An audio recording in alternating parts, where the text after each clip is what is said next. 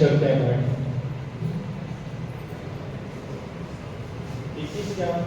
2151 गाड़ी है कोई ऑल्टो, 2151 2151 ऑल्टो गाड़ी, वो रास्ता रोक रही है, उसको थोड़ा साइड में कर जिस बाइक की। तो आप लोगों के क्वेश्चंस जो है वो रेडी है? हाँ जी रेडी है? मुझे मिल गए थे रात को, जिन लोगों के नहीं मिले थे वो अभी मिल जाएंगे। एक मिनट बैठ जाओ, कोई बात नहीं यार, अभी आ जाएंगे तो बैठ जाओ।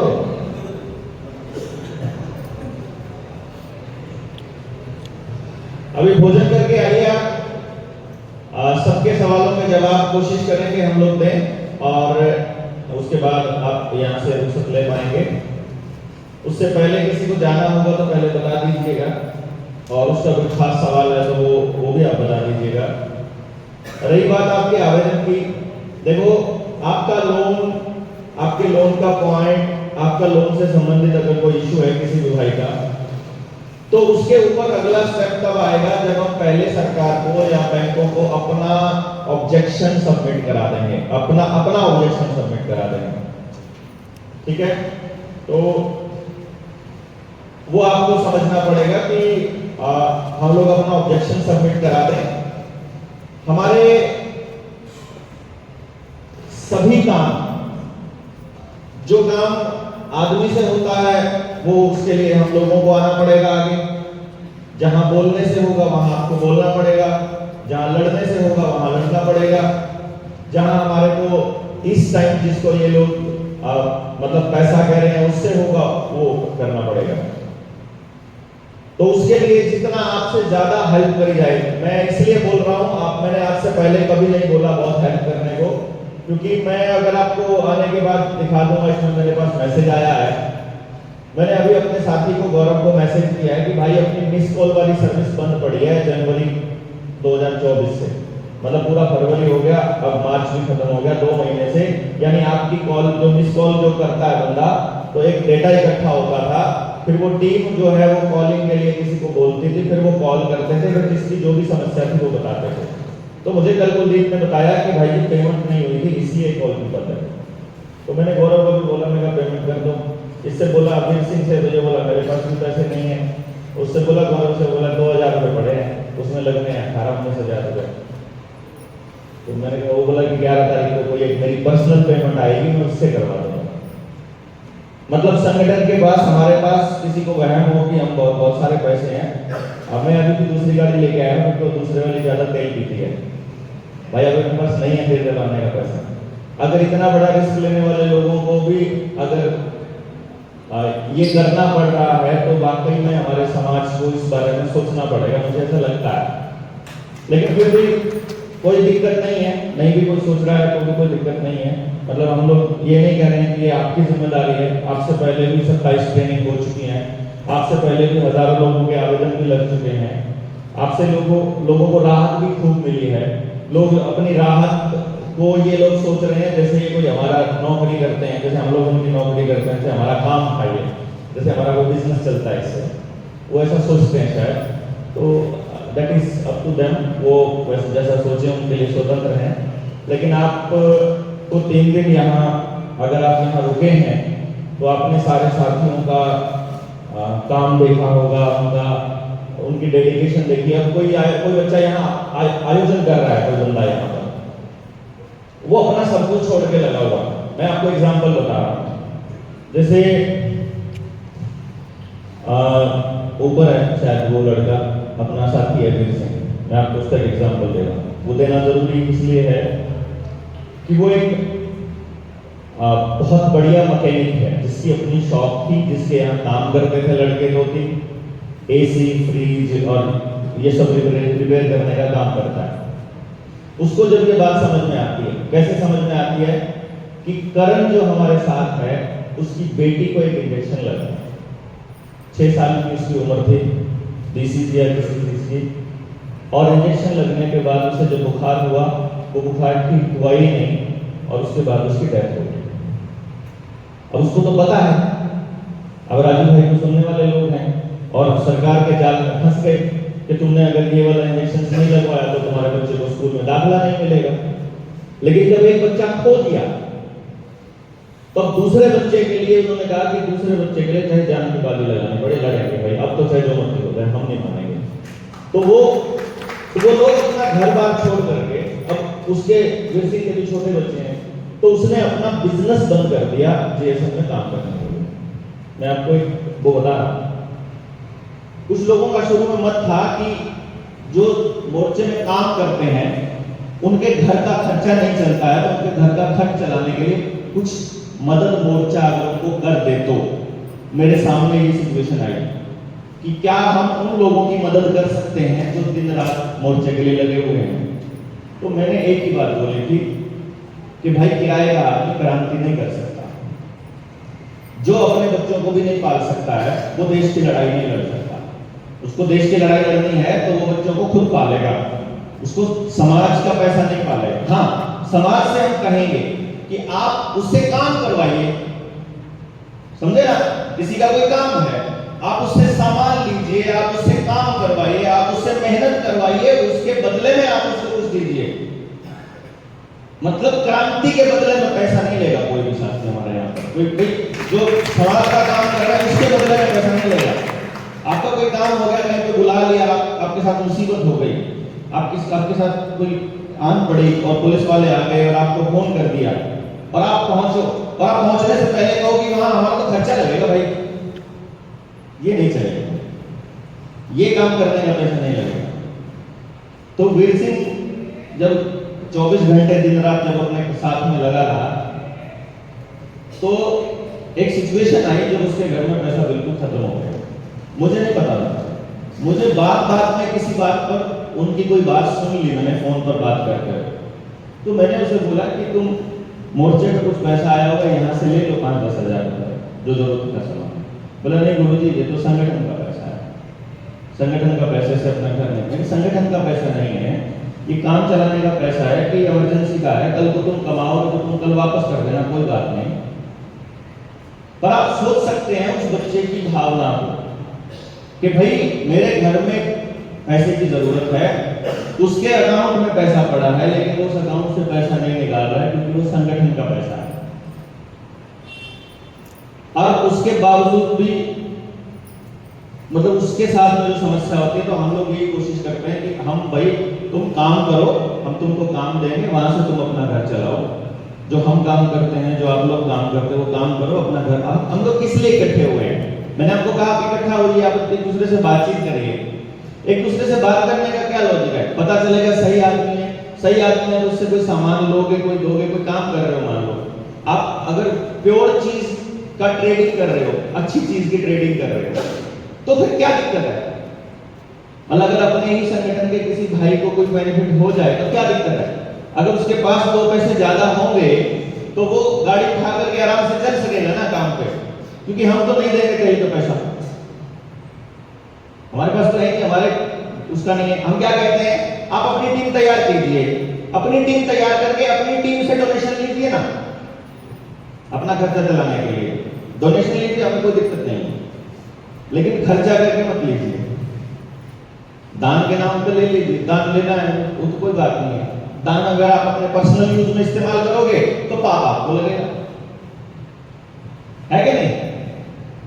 भाई खर्चा करके ले नहीं सकते हो, दान करके ले रहे हो, वो समाज का काम के लिए यूज करोगे तो बढ़िया, अपने पर्सनल यूज करोगे तो आपकी औलाद को कोड लगना है, मेरे को क्या, आपका नुकसान होना है।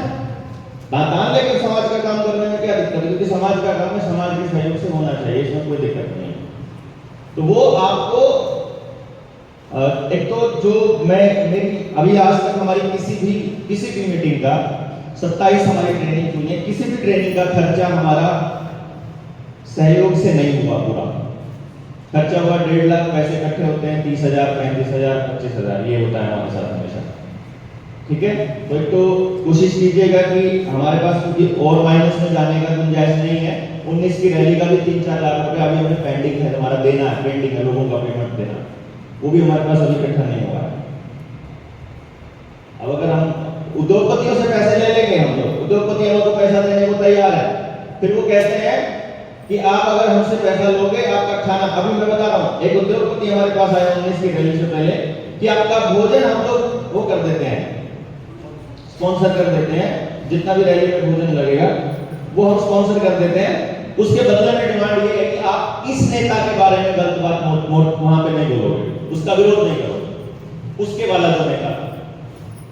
मैंने बोला अपने पैसे अपने पास रखो, हम तो भैया आलू पूरी खिला लेंगे, हम तो सुखी, हम तो कह देंगे अपने अपने घर से ले आओ पैसे, अपनी रोटी बंधवा के। लेकिन हमें जो जिसके जो सच बताना है वो हम बताएंगे।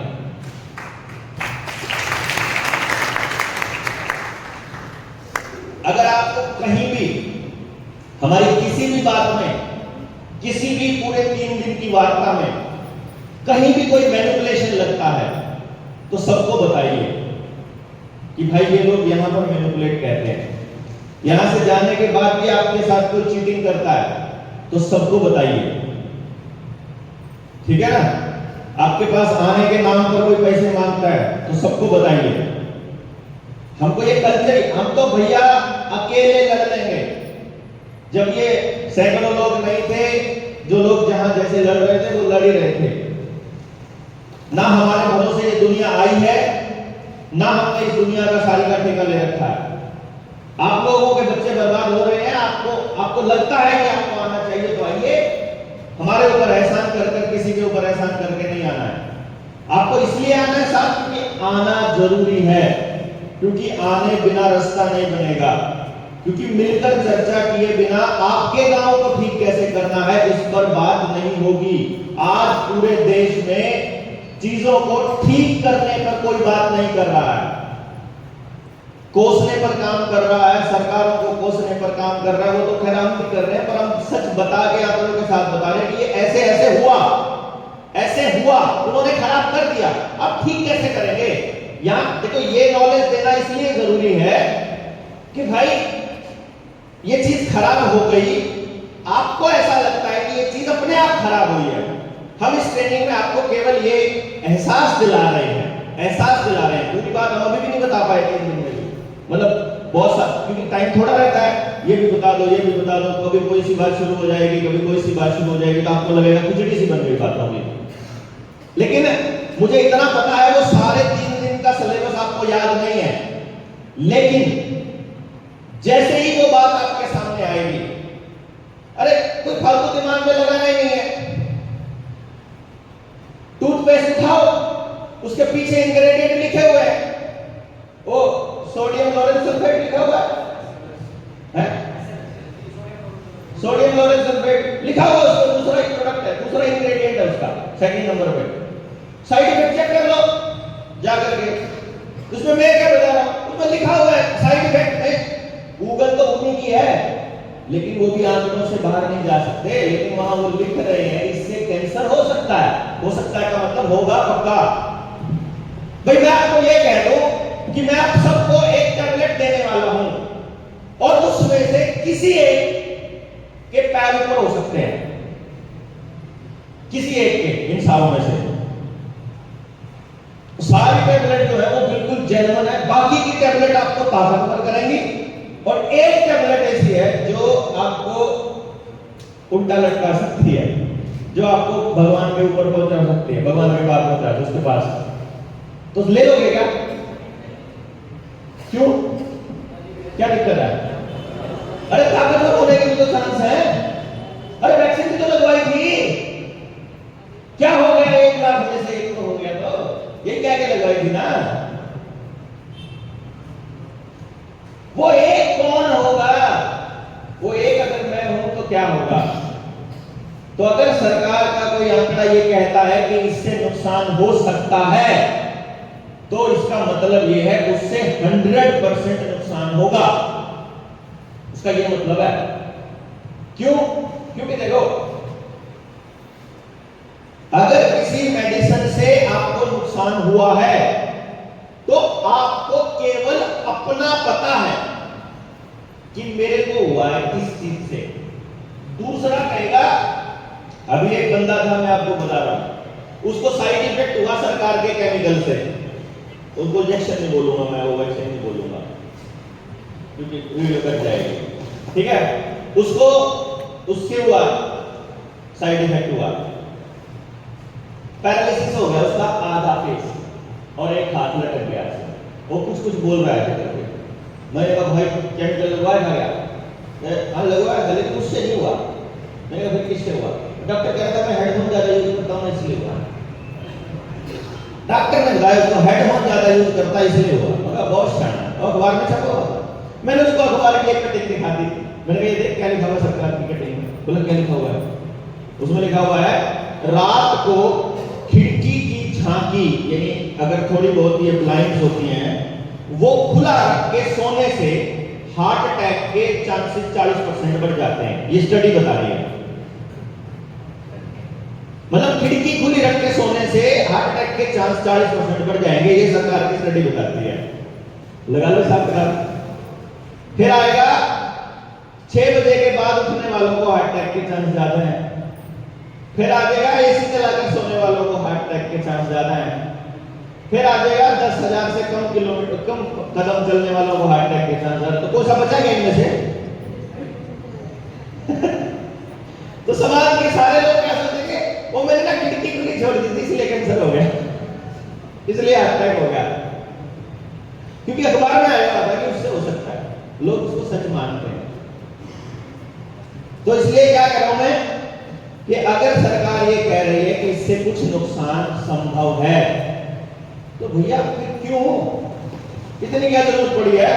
कोई ऐसी चीज ढूंढो ना जिसका कोई नुकसान ना हो और समाधान भी हो।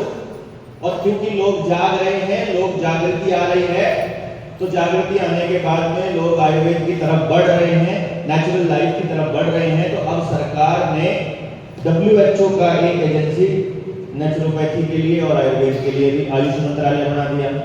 अब आयुष मंत्रालय क्या देगा? गांव में अगर कोई आयुर्वेद की प्रैक्टिस करता हुआ मिल गया, अगर किसी ने किसी को अजवाइन खाने की सलाह दे दी और बाय चांस उसको हो गया साइड इफेक्ट किसी और केमिकल की वजह से, तो वो पूछेंगे क्या हुआ था? बोला मैं तो अजवाइन खाई थी। किसने कहा था? वैद्य ने कहा था। अरे चांदीराम ने कहा था। ला चांदीराम को अंदर जेल में, क्योंकि कानून में लिखा हुआ आप सलाह दे ही नहीं सकते अगर आप एक्सपर्ट नहीं हो। अगर लाइसेंस नहीं ले रखा तो तुम ये काम नहीं कर सकते। लाइसेंस रेडी करनी चाहिए। साफ सफाई करने वाले को, जो कूड़ा उठाने के लिए भाई आता है, उसको भी चाहिए। रिक्शा चलाने का भी चाहिए कि नहीं? इन्होंने ये चालू किया है। आपको बच्चे पैदा करने का भी लाइसेंस लेना पड़ेगा। ऑलरेडी स्कीम में है, पता है आपको ये बात? ऑलरेडी स्क्रिप्ट में है। क्योंकि जब बच्चे नहीं होंगे पैदा, जब फर्टिलिटी बढ़ जाएगी, पता है ना आपको, नई स्टडी आई है जिसमें सरकार ने कहा है 65% युवाओं को नपुंसकता का खतरा। मतलब ऑलरेडी वो हो चुका है। इसका मतलब उन्होंने लिख दिया, सरकार ने ऑफिशियली लिख दिया। पहले आपको डॉक्टर बताते थे, कोई एम्स का डॉक्टर, कोई दूसरा डॉक्टर बताता था कि डॉक्टर साहब इतना हो गया, ऑफ द रिकॉर्ड बता रहे हैं, ऑन रिकॉर्ड नहीं बता रहे हैं। 10 में से 7 युवा नपुंसक या बांझ हो चुके हैं अपने देश में, 30% रहते हैं। अब सरकार ने ऑफिशियली बोल दिया कि इतने का खतरा थोड़े दिन में आएगा, ये हो गया। कारण क्या बताएंगे? ज्यादा मोबाइल यूज करने से, ज्यादा टीवी कंप्यूटर के आगे बैठने से, ज्यादा ड्राइव करने से, ज्यादा ट्रैवल करने से नपुंसकता हो गई है। और आप में से कौन सा ये काम नहीं करता? मतलब साइड इफेक्ट किसी और चीज से हो रहा है और बता रहे हैं किसी और चीज से। तो इसका मतलब क्या हुआ? इस लाइसेंस राज से मुक्ति पानी पड़ेगी कि नहीं पानी पड़ेगी? अरे पानी पड़ेगी कि नहीं पानी पड़ेगी?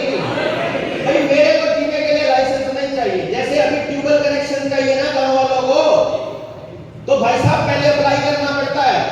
100 एप्लीकेशन आती है, उसमें से अगले की मर्जी है, वो 2 को देता है कि 4 को देता है कि 10 को देता है। ऐसे जब बच्चे पैदा नहीं होंगे तो आपको लाइसेंस अप्लाई करना पड़ेगा, बच्चे पैदा करने हैं। तो बोलेगा अच्छा तूने तो रेड लाइट तोड़ी थी, जुर्माना नहीं भरा, तेरे खाते में तो पैसे नहीं है, तू तो सरकार की बात नहीं मानता है। अच्छा तुम जेएसएम में ज्वाइन करा हुआ है, तेरे को बच्चे पैदा करने का लाइसेंस नहीं मिलेगा, क्या फिर क्या करोगे? वंश खत्म, बीज खत्म। वो ऑलरेडी प्लानिंग है, स्क्रिप्ट में। और जो बातें आपको बताई पानी का, बिजली का बिल कानून अगर नहीं जिक्र हुआ तो मैं फिर अगले सेशन में जिक्र करता हूँ। मैं आपको बताता हूँ, जितने क्वेश्चन होंगे वो सारे कवर करेंगे और फिर इसके ऊपर आगे बढ़ेंगे। आपको सिर्फ इस बात का ध्यान रखना है कि अपना टारगेट क्या है कि मुझे अपना गांव अपने गांव की व्यवस्था अपने हिसाब से बनानी है। इसमें जो भी आदमी, जो भी कंपनी, जो भी सरकार, जो भी संस्था, जो भी आड़े आता है, हमें उसका विरोध करना पड़ेगा। ठीक है ना? हम लोग सरकार का विरोध करने के लिए यहाँ खड़े नहीं हुए। हम लोग अपनी जिंदगी को प्यार, मोहब्बत और शांति से जीने की व्यवस्था बनाना चाहते हैं। इसके रास्ते में जो आएगा उसको रगड़ना पड़ेगा, बस ये हमको ध्यान रखना है। वो फिर अपने को देखना पड़ेगा। अगर अपना गुंजाइश नहीं होगी तो अपन को टक्कर मारेंगे भाई, जिस दिन समझ में आ गया। समझ गए ना? मतलब मैं तो आपको ये कह रहा, मैंने आपको कल भी बताया था, ये चुनाव होने के बाद इनकी स्पीड बढ़ने वाली है। ये सीबीडीसी लॉन्च करने वाले हैं बड़े स्तर पर। लॉन्च तो इन्होंने कर दिया है, ये बिल्कुल उसको रेगुलराइज करेंगे। बैंकों से कैश खत्म करने की बात कहेंगे कि बैंकों से कैश खत्म कर, क्योंकि कैश के बदले में आपको गोल्ड लेने का अधिकार अभी तक है।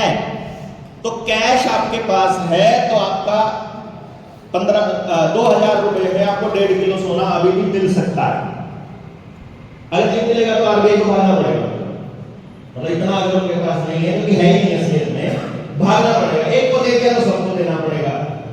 तो अभी आपके पास कैश है तो आप सरकार से डिमांड कर सकते हो, कैश खत्म, सब कुछ ऑनलाइन हो गया, रुपए का नाम ई-रुपया रख देंगे। ई-रुपया होने के बाद आप फिर कुछ नहीं मान सकते, क्योंकि ई-रुपये के बदले में थोड़ी ना गोल्ड रखने का कोई प्रावधान है।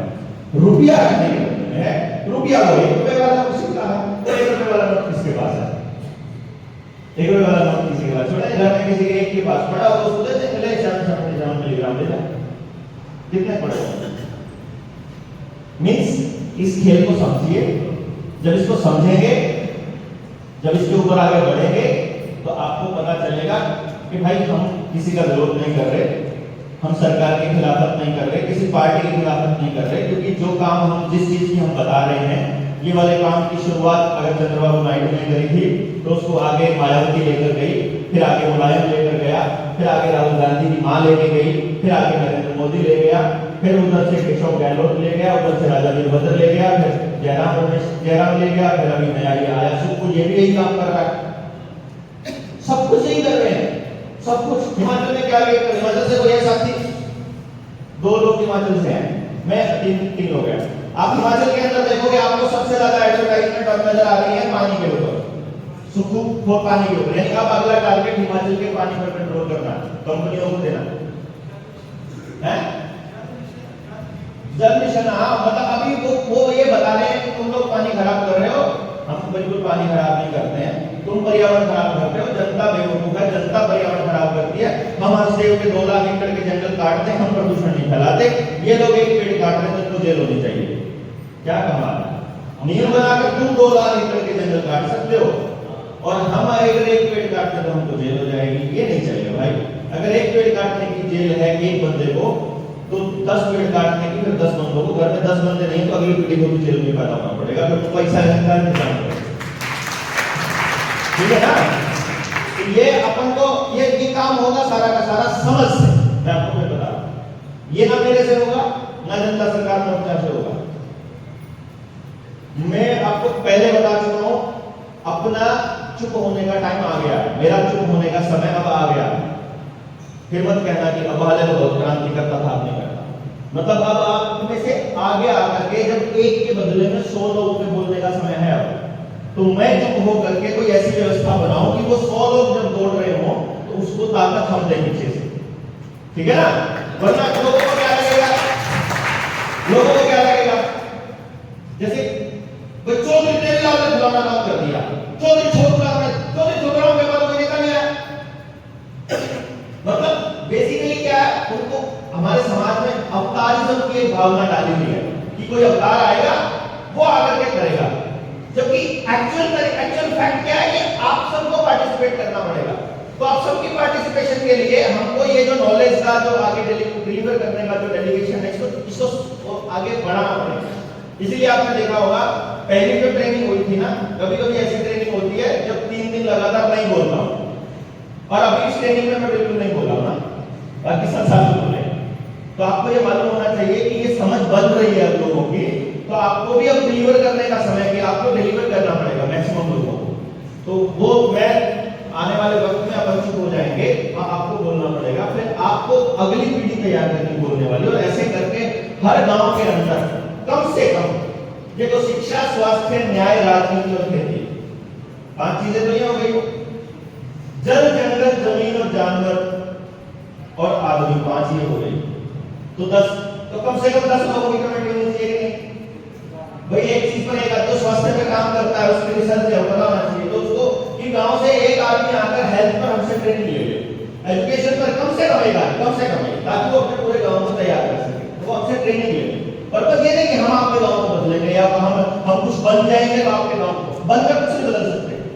गांव के लोगों की भागीदारी के बिना, उनकी सोच बदले बिना, उनकी पार्टिसिपेशन को, एक्टिव पार्टिसिपेशन के बिना, एक्टिव या पैसिव जैसी पार्टिसिपेशन चाहिए उनको कम से कम पता होना चाहिए कि हमें ये करना है। और वो केवल जागृति से, जानकारी से आएगा, और जानकारी के लिए आपको निकलना पड़ेगा, बात करनी पड़ेगी। जब आप बात करने चलोगे शुरू में विरोध होगा। अब जनता सरकार मोर्चा का नाम ले लोगे तो विरोध नहीं होगा, अपना नाम लेकर चलोगे तो क्योंकि आप नए चले होगे तो विरोध होगा। अभी क्या है, शुरू में जो विरोध होने वाला था, हमको गालियां पड़ने वाला दौर था, वो हो गया खत्म। अब लोग हमारे लिए पॉजिटिव बोलना शुरू कर चुके हैं। आपने देखा ही होगा ना, गांव में जाओ कहीं भी, मोर्चे का नाम दिया हुआ है, मोर्चे के काम गए हुए हैं, मोर्चे के लिए पॉजिटिव बोलना शुरू कर चुके हैं लोग। तो मतलब अब आपको अपने गांव को ये समझाने की जरूरत नहीं है कि अब मैं ऐसे करूंगा नए सिरे से। मोर्चा ऑलरेडी लोगों के दिमाग में गया हुआ है, तो आप वैसे चालू कीजिए, लोगों को तैयार कीजिए, उनको ट्रेन करने का काम हम लोग करेंगे। आप हमको हमारे पास भेजते हैं। इच्छुक होने का मतलब ये नहीं कि हम काम करना बंद कर देंगे, इसका मतलब ये है कि अब सड़क पर उतरकर इस तरह से करने का काम खत्म, हम वहां से अंदर ही अंदर अपने योद्धाओं को तैयार करते जाएंगे कि अब जाकर के ये कर रहे हैं। और जैसे कोई कॉल जाए कि भाई फलाने के साथ गलत हो गया, चलो फिर चलो सारे आज ले देख देते हैं सरकार को, इधर वाले चलो सारे तो इस तरह से हम लोग आगे बढ़ेंगे। आपको बड़ा हिम्मत रखना है, पॉजिटिव रहना है, ये लगना है कि भाई हाँ हम करेंगे। ये नहीं करना कभी भी, ये नहीं सोचना कि देवेंद्र करेंगे, सुनील करेंगे या मोर्चा करेगा, ऐसा कोई नहीं करेगा। मोर्चा कोई नहीं है, आप भी मोर्चा हो, आप भी हो, सिंपल सा। अगर आप पॉजिटिव हो समाज के लिए तो आप भी मोर्चा हो, और जब हम भी खराब है फिर अभी मोर्चा नहीं है, तो कोई नहीं है। जो खराब है वो नहीं है, जो है ठीक वो सही है, बस बात करो। इसमें कोई लॉजिक नहीं, कौन पहले से बैठा था मोर्चे की मीटिंग में, कौन आज बैठा है, कौन 20वें दिन आया, कौन 50वें दिन आया, कुछ नहीं करता। जो समाज के लिए काम कर रहा है वो हमारा ही काम कर रहा है, और जो काम नहीं कर रहा है वो यहाँ रहकर भी हमारा काम नहीं कर रहा है। तो सीधी सी बात है, बहुत दिमाग में ठीक से क्लियर रखना है। कहीं कोई किसी बात पर आपको उठाने की कोशिश करे कि मैं तो मोर्चे में यहाँ था।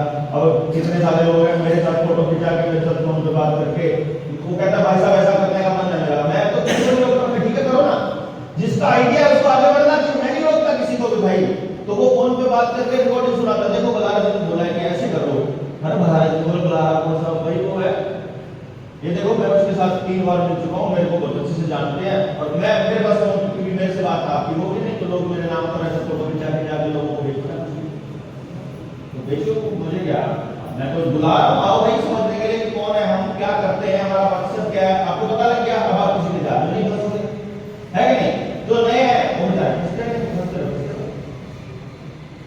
ठीक बात। तो इसलिए आपको होना चाहिए, दिमाग में कोई डाउट ना हो। बात करने का एक ही तरीका है, भाई हमसे बात करने का एक ही तरीका है, आपको समाज के लिए काम करना पड़ेगा। भाई कुछ लोग हैं, मैं कहता हूँ मेरे साथ कौन है सबको पता है, मान लो रविंद्र 3 दिन से मेरे साथ में है, सबको मालूम है। अब कोई आदमी मेरा फोन नंबर चाहता है, रविंद्र को मेरा घर नहीं मालूम है, नहीं समझे बात। तो जो समाज के लिए काम कर रहा है उसके लिए हम आगे आकर के उसके लिए खड़े हैं। जो नहीं कर रहा है इतना नहीं है वक्त हमारे पास फालतू का, इससे हम बात करने के लिए भाई डॉक्टर साहब से मिलना है, क्या करना है मिलके, मैं पूछ लेता हूँ मिलना है, अरे मिलके क्या करना है, हमारा एक प्रॉब्लम है, क्या प्रॉब्लम है, ये प्रॉब्लम है, तो इसके लिए इससे मिल लो भाई, बात खत्म। इसके लिए मेरे से मिलने का मतलब सिर्फ एक ही है कि हमको आगे बढ़कर कुछ करना है, और जब हम करेंगे तो मैं ही खुद आऊंगा मिलने का, को टेंशन लेते हो भाई है,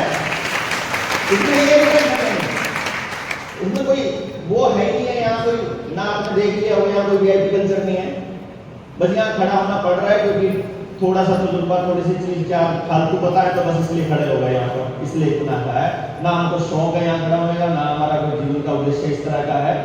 हम लोगों को ये लगता है कि नहीं बोलेंगे तो पता नहीं चलेगा।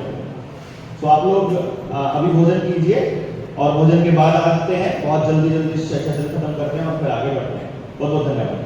जय हिंद, जय भारत।